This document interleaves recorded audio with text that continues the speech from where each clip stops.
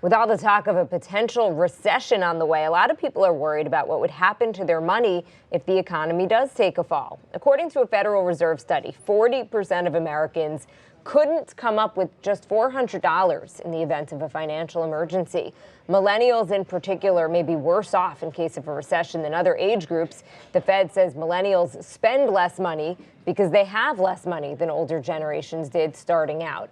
We'll break all that down with our next guest, Tarra Jackson, the Madam of Money. She's with us today to talk finance. Tarra, thank you so much for joining us. Thank you for having me. Okay, so Tarra, you talk a lot about categorizing expenses by necessity. So what is considered a necessity? What falls into each category? Well, of course, there are three main categories that most people are prepared for. One are your non-negotiables. Of course, that's your rent, your mortgage, that is your card payment, anything that is of necessity for our lifestyle. The second category is what I call default necessities by default, the NBDs.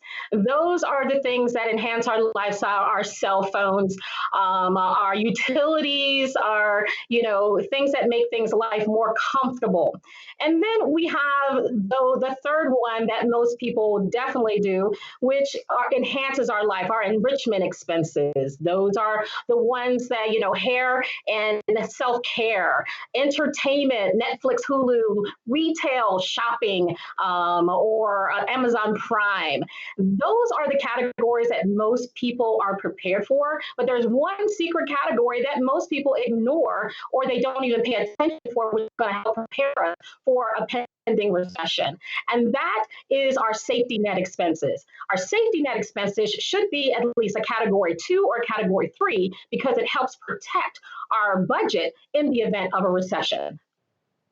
As you're mentioning, a lot of people don't take that safety net category so seriously, but why is it so important?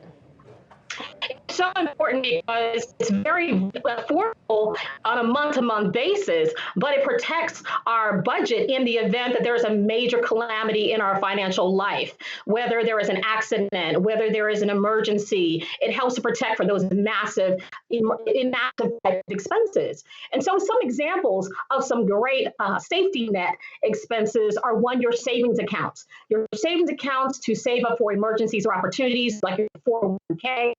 Home warranties is an awesome safety net expense because you pay month to month. And if your appliances break down or your air condition is hot as it is over 100 degrees, if that breaks down, you don't have to pay that major expense. You have a warranty.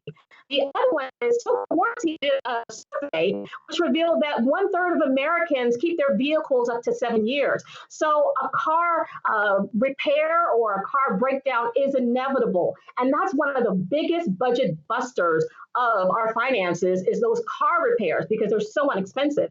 So having an affordable month-to-month, pay-as-you-go type of car repair service contract like a Total Warranty is a great way to protect your budget now and in the future if you have one of those major breakdown and expenses.